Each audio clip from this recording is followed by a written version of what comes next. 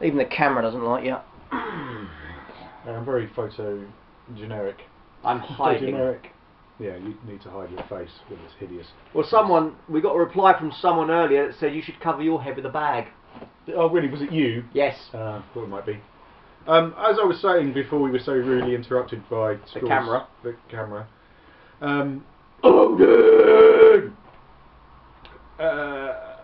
See, he's just completely distracted me now. Changing the rules for yourselves. Yeah, the advantage is if you change the rules for yourself, then you can just change them again. Like with what we're doing, if we don't like something, we can sit down, have a conversation about it, and go, you know what? I think that's a bit overpowered. I think it's I think it's called game testing and play testing. Is it that? What rubbish you use? What rubbish is this you speak of? I'm pretty sure it's called play testing. A lot of companies don't do it, unaware of obviously. this. And that's the advantage you can do. I think we should take back the game. Own it. You play it. It's your game. There is that. You know, just because they've written the rule book, why should you follow the rules exactly? Yeah. Rules are there to be smashed. Destroyed with your mighty iron fist. Rah. We completely went off track then, didn't we? We were talking about zombie side. But then how it led to the mallet. Battle mallet. What's next on our agenda of things to destroy, I wonder? Well, I think with 40k, you know, it's the background. That's what keeps me coming back. Even Chris has now turned and said, "Oh, I'm going to try a fluffy army next time." Chris, you don't even know what a fucking fluffy army is. I think he means he wants to play tribbles or something like that. Ah, probably that is level. Yeah. So if he brings up in Riptide again, I'm going to accidentally knock it onto the floor and stamp on it. For those of you who don't know, and by now you probably should, Chris was given a... Me and Hammett's fault. Yeah. Hammett. He was given a fancy Riptide from Forge World for his birthday, Christmas type event. Never again. And it's amazing. It's so overpowered for like no points, and it just annihilates everything. And he always brings it. Well, why wouldn't you? And I think the tactics are shoot and shoot some more and don't move unless you have to, but you can move and shoot because it's a big monstrous thing. And it's got 2 armour. It's those guns that destroy vehicles like willy-nilly. Oh! It's got a big large template. And then it does X amount of damage, but the larger the target is, the more damage it does. If you're a vehicle, that's what I do with 2 dice. It does 2 attacks. Attacks. Or 3 attacks if you're a larger thing. I think to Terminator does 2. So that thing, you quite happily stomp up to a Titan and go, "Morning!" Yeah, pretty much. As it pretty much nearly did. It was the only thing that was managed to hit the Stomper and hurt it. And then that's fine. The Stomper's really big, but the Stomper's 800 and nearly 900 points. This is... The only reason we put it in because we knew Chris was going to field that bloody Riptide. Yeah, and that's only 200 points, I think, ish, give or take. Anyway, we hate it with a fiery passion. Fiery passion! I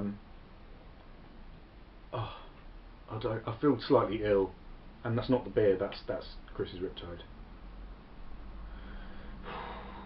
But yeah, if you make up your own rules, you can just say don't play it. And a lot of it's like, oh, can't have Forge World models. Well, that'd bugger Hammett up, wouldn't it? Because a lot of his Marines are Forge World models. Yeah. Well, you can't use them, they're Forge World. But it's a Marine. Forge World, can't use it. Yeah. And of course the other problem, there's a lot of talk about tournament play. We don't really do tournament play. And why don't we do tournament play? Because that involves having to see other people. And we don't like other people. No. They fear us. Or we fear them. No, they fear our mightiness. I think we fear them. Oh yeah. And some groups out there, you may well play tournament, in which case there's probably not a lot we can say that will change your mind, that will make you want to change your own rules, but just try it just a little bit and see how you go. You might really like it. There's always a rule in the game that you don't like. Yeah.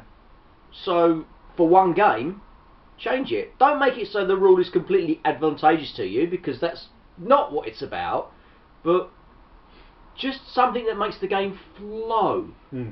And try that priority system, because that Yeah. does make such a difference. It really does. You know, it's easy to forget that 40k is 25, 30 years old. You know, and it's parts of it still play like that. Whereas you've got new games coming out, Infinity, Drop Zone Commander. Oh, I like Drop Zone Commander. Other ones, and they're all about activations. They're all about, you know, various responding to what your enemy's doing, and that's kind of how a modern system tends to work these days when you see them.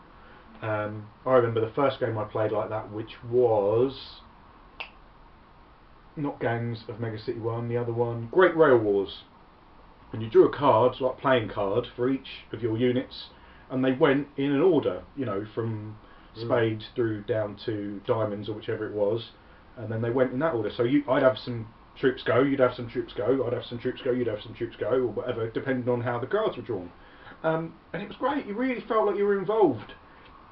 And I think that's one thing, you know, if your opponent sets up, I don't know, potentially 12 not Baneblades, Lehman Russ battle tanks, potentially 12 Lehman Russ battle tanks facing you, and he gets first turn, bam bam bam bam bam, destroys half your army before you've even managed to scratch your nuts. Well, no, in the way 40k works, it wouldn't be half the army, would it? Because he'd only be able to shoot all of his weapons from that unit.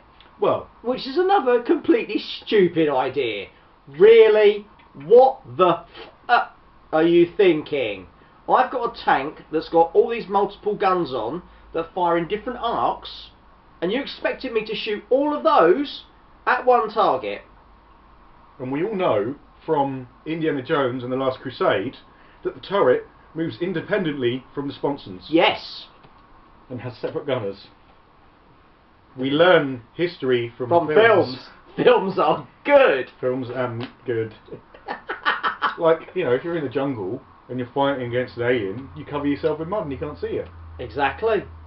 Cheers, Arnie, for that one, because we'd have never have known. You know, or if you're being chased down by a whole bunch of spear-wielding tribesmen, make sure you got a water plane handy. Yes, that as well. Yeah. You nearly lost me then. Yeah, you got there, didn't you? Yeah, I did get there. Or if you're fighting an army of Zulus, learn how to sing, and you'll be alright. Or just be Welsh. I don't know how that works. Or make sure all the Zulus are up with plastic spears. Yeah, that bounce off you, and you just pretend to die with some ketchup. This is a typical role-play moment, isn't it? Yep. Point A to point B. Via A to B. Yeah. Simples. Yeah. No, not with role players, is it? You've all done it. If you're a role player, you know what we're talking about. Yeah, it's true. A to B via C, F, Z, and the bloke next door. Accurate. An accurate description of role playing. I have found it hard in my life that I think of one thing, and before I get to say the first thing, my brain has ticked along about 5 different things, and I say the 5th thing, and then the people who I talk to don't know what I'm talking about because they're still on the first thing. It's very confusing for people. What? Exactly. Humour! It's an African chickpea dish. That's humorous. You did there. Break time? Yeah. Okay, that's the end of part 2. In part 3, we will be discussing... we'll have a little dip. We're going to be a bit adventurous here. We'll go on to like computer games and see how they've evolved and how they've changed our lovely little hobby of playing with little toy soldiers. Start.